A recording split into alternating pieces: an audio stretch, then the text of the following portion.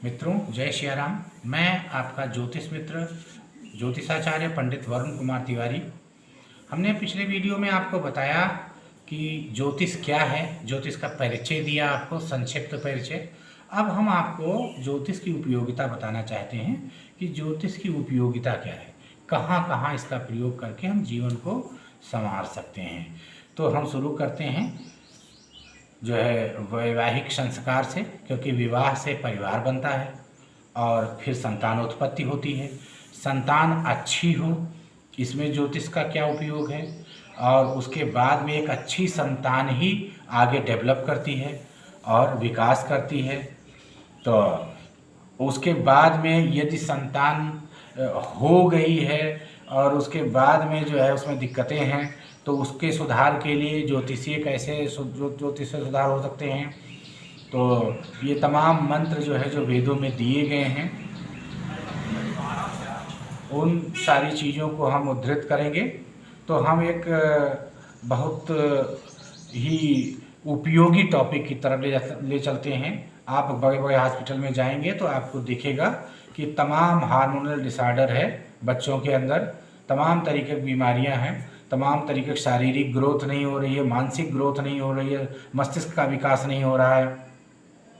तो इस तरीके से जो समस्याएं हैं वो जीवन में ना आए, और तमाम बीमारी ऐसी होती है जो जेनेटिक हो जाती है, आनुवांशिक हो जाती है माँ बाप से, और बच्चों में ट्रांसफ़र हो जाता है जीन्स। तो रुग्ण जीन्स, उसको रोकने के लिए हम जो है अगर विवाह के समय ही सतर्कता बरतें तो इससे बच सकते हैं। जीवन भर की समस्याओं से हम छुट्टी पा सकते हैं और हम एक परम तेजस्वी संतति को जो है जन्म दे करके आगे की पीढ़ी को संवार सकते हैं। तो इसमें कुंडली मिलान का बहुत अहम रोल है।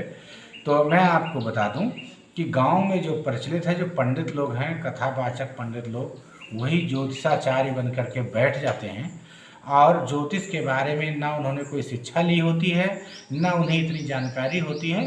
पत्रा में दिए गए टेबल से वो केवल चंद्रमा को मिलान करा देते हैं, और चंद्रमा मिलान करके, कई बार चंद्रमा भी खटाष्टक होता है, वो भी नहीं मिलान कर पाते हैं, गुण बता देते हैं। तो इस तरीके से हमारी पत्रिका हम देखते हैं कि 28 गुण मिल रहे थे, फिर भी समस्या आई जीवन में।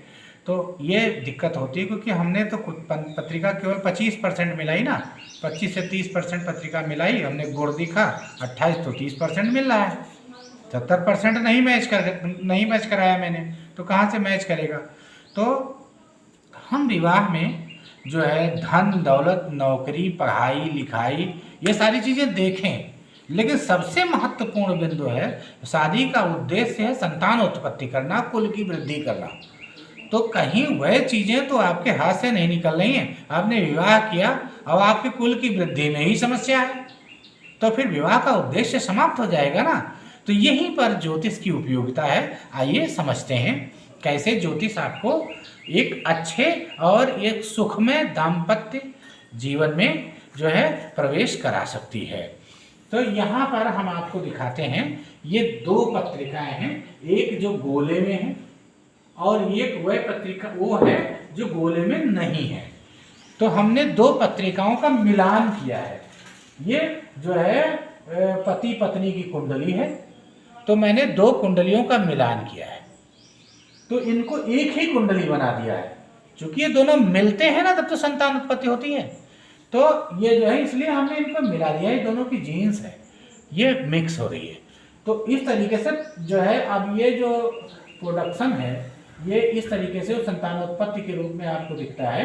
तो ये कैसा होगा, ये कुंडली आपको बता रही है कि आपकी संतान कैसे होगी अगर इन दोनों लोगों का की शादी कराई जाए। अच्छा, शादी में ही नहीं, कोई व्यापारिक संबंध आप स्थापित करना चाहते हैं, किसी को मित्र बनाना चाहते हैं, तो ये लाभकारी होगा कि हानिकारी होगा कि नुकसानदेह होगा। जब तक दो विपरीत एलिमेंट नहीं मिलते हैं आपस में, तब तक लाइफ में कोई डिजास्टर नहीं आता है।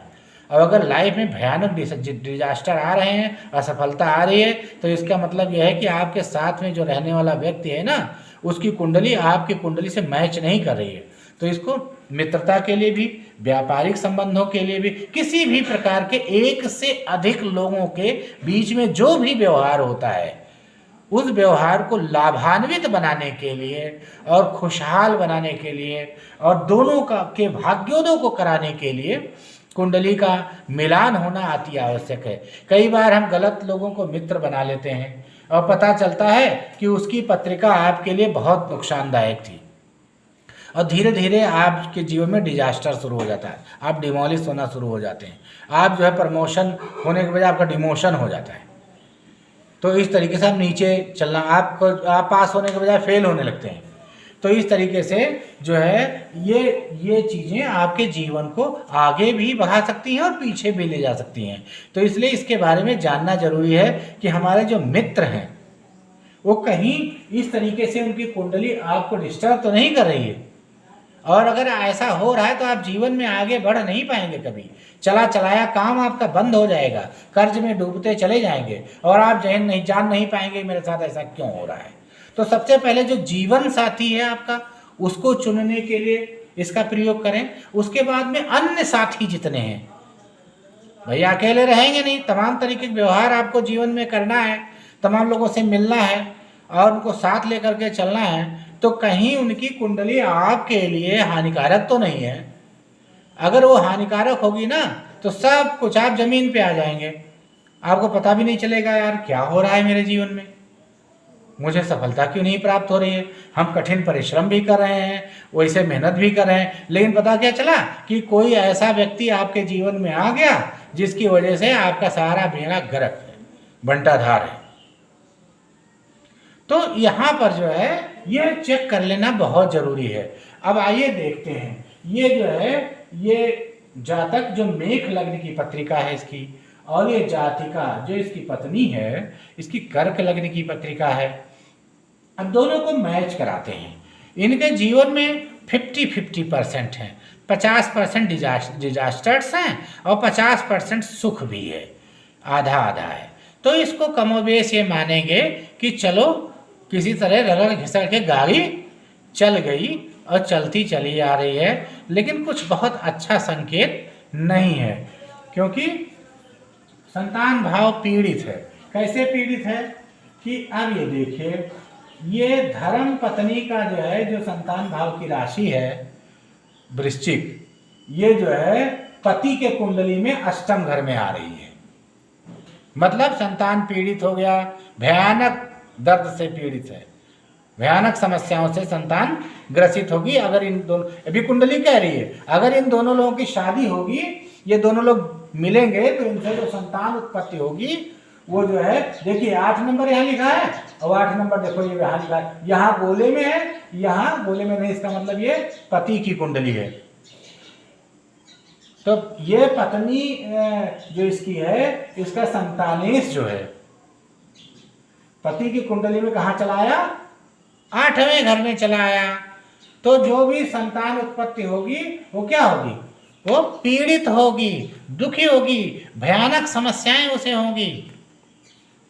तो ये चीजें आपको समझ लेना बहुत नितांत आवश्यक है। हम इसको विस्तार से एक्सप्लेन कर देंगे और आप इस चीज को समझिए। अभी बहुत सारी चीज हम आपको बताने वाले हैं जो बहुत महत्वपूर्ण है। तो अब यहाँ पे देखते हैं, अब ये तो निगेटिव पक्ष हो गया इसका। अब एक निगेटिव पक्ष और देख लीजिए, पत्नी के कुंडली का चंद्रमा कहाँ पर है, ये देखिए वृश्चिक राशि है इसकी, और ये चंद्रमा 5वें भाव में है। और पति का चंद्रमा जो गोले में नहीं है, वो पति जो है जो गोले में नहीं है ना, वो राशि भी पति की है, जो गोले में नहीं है वो ग्रह भी पति का है। तो चंद्रमा कहाँ चला गया, यहाँ से 8वें भाव में चला गया। 1 2 3 4 5 6 7 8, यानी ये इसको मृत्यु, ये इसको रोग दे रहा है, इसको मृत्यु दे रहा है। इसके लिए दुश्मनी के भाव में है, अब इसके लिए ये मृत्यु के भाव में है। ये इसे मृत्यु दे रहा है, ये इसे दुश्मनी दे रहा है। तो इस तरीके से ये, अब ये विवाह चल क्यों गया, ये असफल ही माना जाएगा एक तरीके से। शादी पूरी तरीके से सफल नहीं है, 50% असफल है। तो अब बृहस्पति लग्न में है, 7वीं दृष्टि बृहस्पति की 7वें घर पर आ रही है। और बृहस्पति यहाँ पर जो है पति के कुंडली में भी जो है नवमेश है और पत्नी के भी कुंडली में नवमेश है। यही स्थिति है जिसने विवाह को टूटने नहीं दिया और विवाह चल रहा है। चूंकि बृहस्पति है, 7वीं दृष्टि है, तो धर्म का कारक है। अब रेमेडी क्या है? इनके जीवन में सुख समृद्धि कब आई? जब ये दोनों लोग, मंत्र जप का घर है पंचम, तो जब दोनों लोगों ने मंत्र जप शुरू किया तो इनके जीवन में समस्याएं कम हुई और जीवन में ये रिलैक्स आया इनके जीवन में। तो इस तरीके से इसकी रेमेडी भी मैंने बोल दिया। अगर ऐसा कुछ जो है किसी के जीवन में चल रहा है या कोई मित्र इस तरह बन गया है कि आपके जीवन में डिजास्टर दे रहा है, तो उसकी रेमेडी भी है। आप उसको साथ में ले करके और चल सकते हो। रेमेडियल पार्ट को आप ध्यान रखो, रेमेडी करो और आप जो है साथ रहो और आनंदित जीवन जियो। अगला टॉपिक हम आपको अगले वीडियो में बताएंगे।